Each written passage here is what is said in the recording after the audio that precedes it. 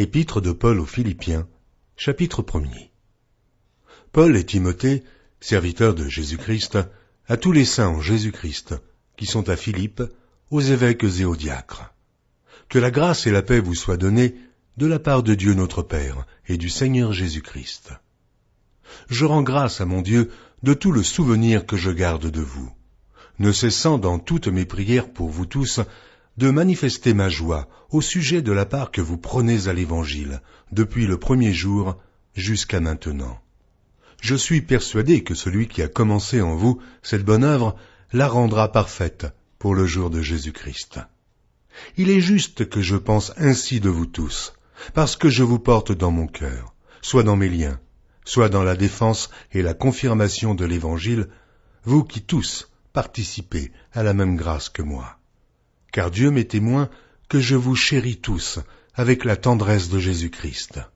Et ce que je demande dans mes prières, c'est que votre amour augmente de plus en plus en connaissance et en pleine intelligence, pour le discernement des choses les meilleures, afin que vous soyez purs et irréprochables pour le jour de Christ, remplis du fruit de justice qui est par Jésus-Christ à la gloire et à la louange de Dieu. Je veux que vous sachiez, frères, que ce qui m'est arrivé a plutôt contribué au progrès de l'Évangile. En effet, dans tout le prétoire et partout ailleurs, nul n'ignore que c'est pour Christ que je suis dans les liens. Et la plupart des frères dans le Seigneur, encouragés par mes liens, ont plus d'assurance pour annoncer sans crainte la parole. Quelques-uns, il est vrai, prêchent Christ par envie et par esprit de dispute. Mais d'autres le prêchent avec des dispositions bienveillantes. Ceux-ci agissent par amour, sachant que je suis établi pour la défense de l'Évangile, tandis que ceux-là, animés d'un esprit de dispute, annoncent Christ par des motifs qui ne sont pas purs, et avec la pensée de me susciter quelques tribulations dans mes liens. Qu'importe, de toute manière, que ce soit pour l'apparence, que ce soit sincèrement, Christ n'est pas moins annoncé. Je m'en réjouis, et je m'en réjouirai encore. Car je sais que cela tournera à mon salut, grâce à vos prières et à l'assistance de l'Esprit de Jésus-Christ, selon ma ferme attente et mon espérance, que je n'aurai honte de rien, mais que, maintenant, comme toujours, Christ sera glorifié dans mon corps, avec une pleine assurance, soit par ma vie, soit par ma mort, car Christ est ma vie, et la mort m'est un gain. Mais s'il est utile pour mon œuvre que je vive dans la chair, je ne saurais dire ce que je dois préférer. Je suis pressé des deux côtés. J'ai le désir de m'en aller et d'être avec Christ, ce qui de beaucoup est le meilleur, mais à cause de vous, il est plus nécessaire que je demeure dans la chair. Et je suis persuadé, je sais, que je demeurerai et que je resterai avec vous tous, pour votre avancement et pour votre joie dans la foi, afin que, par mon retour auprès de vous, vous ayez en moi un abondant sujet de vous glorifier en Jésus-Christ. Seulement, conduisez-vous d'une manière digne de l'Évangile de Christ, afin que, soit que je vienne vous voir, soit que je reste absent, j'entende dire de vous que vous demeurez ferme dans un même esprit, combattant d'une même âme par la foi de l'Évangile, sans vous laisser aucunement effrayer par les adversaires, ce qui est pour eux une preuve de perdition, mais pour vous, de salut. Et cela de la part de Dieu, car il vous a été fait la grâce, par rapport à Christ, non seulement de croire en lui, mais encore de souffrir pour lui, en soutenant le même combat que vous m'avez vu soutenir, et que vous apprenez maintenant que je soutiens. Épître de Paul aux Philippiens, chapitre 2. Si donc il y a quelque consolation en Christ, s'il y a quelque soulagement dans la charité, s'il y a quelque union d'esprit, s'il y a quelque compassion et quelque miséricorde, rendez ma joie parfaite. Ayant un même sentiment, un même amour, une même âme, une même pensée. Ne faites rien par esprit de parti ou par vaine gloire, mais que l'humilité vous fasse regarder les autres comme étant au-dessus de vous-même. Que chacun de vous, au lieu de considérer ses propres intérêts, considère aussi ceux des autres.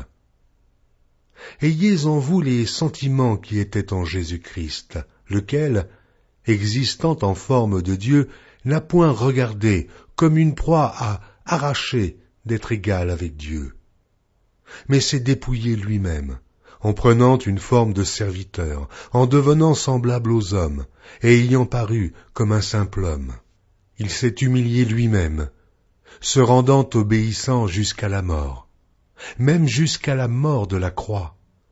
C'est pourquoi aussi Dieu l'a souverainement élevé, et lui a donné le nom qui est au-dessus de tout nom, afin qu'au nom de Jésus, tout genou fléchisse dans les cieux, sur la terre et sous la terre, et que toute langue confesse que Jésus-Christ est Seigneur, à la droite de Dieu le Père.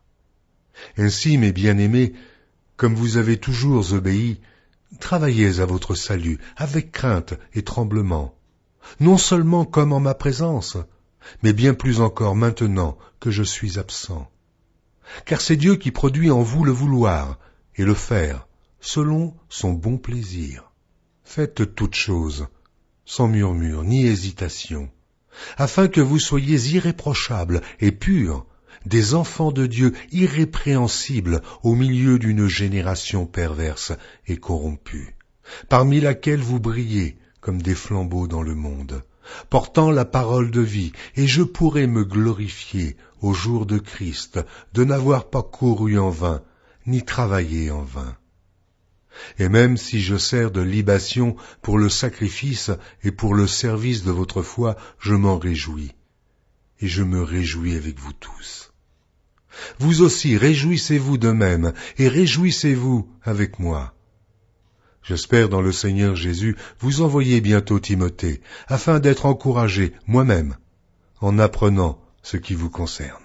Car je n'ai personne ici qui partage mes sentiments, pour prendre sincèrement à cœur votre situation. Tous, en effet, cherchent leurs propres intérêts, et non ceux de Jésus-Christ. Vous savez qu'il a été mis à l'épreuve en se consacrant au service de l'Évangile avec moi, comme un enfant avec son père. J'espère donc vous l'envoyer dès que j'apercevrai l'issue de l'état où je suis. Et j'ai cette confiance dans le Seigneur, que moi-même aussi j'irai bientôt. J'ai estimé nécessaire de vous envoyer mon frère Épaphrodite, mon compagnon d'œuvre et de combat, par qui vous m'avez fait parvenir de quoi pourvoir à mes besoins. Car il désirait vous voir tous, et il était fort en peine de ce que vous aviez appris sa maladie. Il a été malade, en effet, et tout près de la mort. Mais Dieu a eu pitié de lui, et non seulement de lui, mais aussi de moi, afin que je n'eusse pas tristesse sur tristesse. Je l'ai donc envoyé avec d'autant plus d'empressement, afin que vous vous réjouissiez de le revoir, et que je sois moi-même moins triste. Recevez-le donc dans le Seigneur avec une joie entière, et honorez de tels hommes.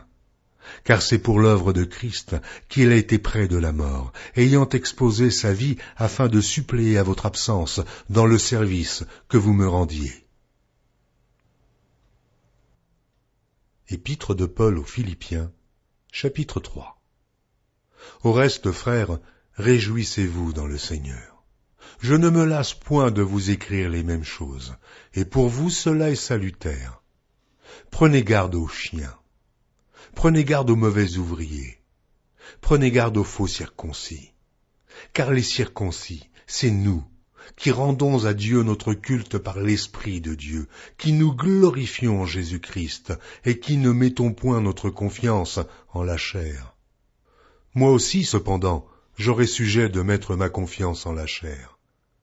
Si quelque autre croit pouvoir se confier en la chair, je le puis bien davantage, moi, circoncis le 8e jour, de la race d'Israël, de la tribu de Benjamin, hébreu, né d'hébreu, quant à la loi, pharisien, quant au zèle, persécuteur de l'Église, irréprochable à l'égard de la justice de la loi. Mais ces choses qui étaient pour moi des gains, je les ai regardées comme une perte à cause de Christ.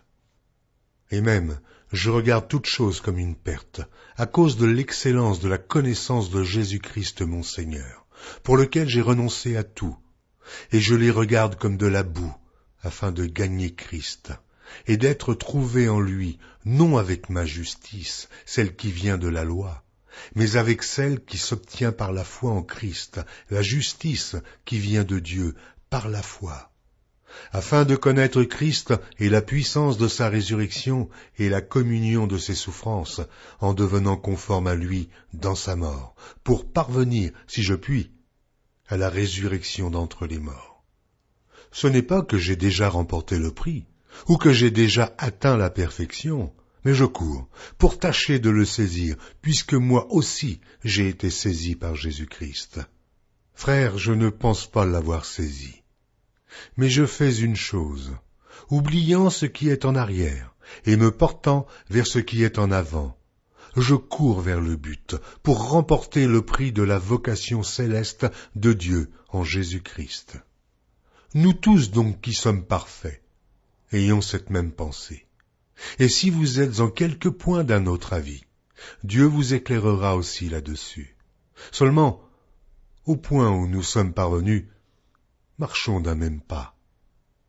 Soyez tous mes imitateurs, frères, et portez les regards sur ceux qui marchent selon le modèle que vous avez en nous.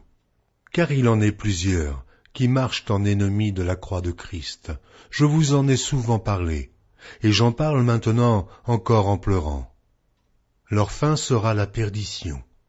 Ils ont pour Dieu leur ventre. Ils mettent leur gloire dans ce qui fait leur honte.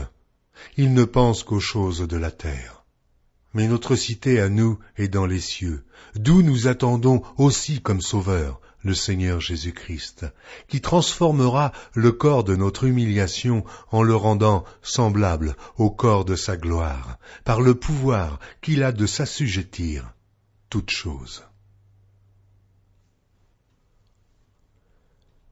Épître de Paul aux Philippiens, chapitre 4.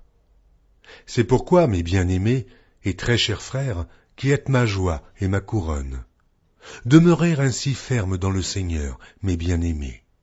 J'exhorte Évodie, et j'exhorte Syntyche à être d'un même sentiment dans le Seigneur. Et toi aussi, fidèle collègue, oui, je te prie de les aider, elles qui ont combattu pour l'Évangile avec moi et avec Clément et mes autres compagnons d'œuvre, dont les noms sont dans le livre de vie. Réjouissez-vous toujours dans le Seigneur, je le répète, réjouissez-vous. Que votre douceur soit connue de tous les hommes. Le Seigneur est proche. Ne vous inquiétez de rien, mais en toute chose, faites connaître vos besoins à Dieu par des prières et des supplications avec des actions de grâce. Et la paix de Dieu qui surpasse toute intelligence gardera vos cœurs et vos pensées en Jésus-Christ.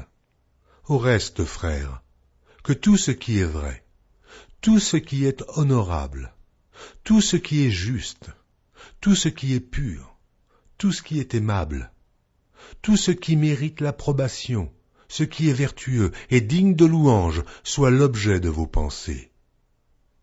Ce que vous avez appris, reçu et entendu de moi, et ce que vous avez vu en moi, pratiquez-le, et le Dieu de paix sera avec vous. J'ai éprouvé une grande joie dans le Seigneur, de ce que vous avez pu enfin renouveler l'expression de vos sentiments pour moi. Vous y pensiez bien, mais l'occasion vous manquait. Ce n'est pas en vue de mes besoins que je dis cela, car j'ai appris à être content de l'état où je me trouve. Je sais vivre dans l'humiliation, et je sais vivre dans l'abondance. En tout et partout, j'ai appris à être rassasié et à avoir faim, à être dans l'abondance et à être dans la disette. Je puis tout par celui qui me fortifie. Cependant, vous avez bien fait de prendre part à ma détresse. Vous le savez vous-même, Philippiens. Au commencement de la prédication de l'Évangile, lorsque je partis de la Macédoine, aucune église n'entra en compte avec moi, pour ce qu'elle donnait et recevait.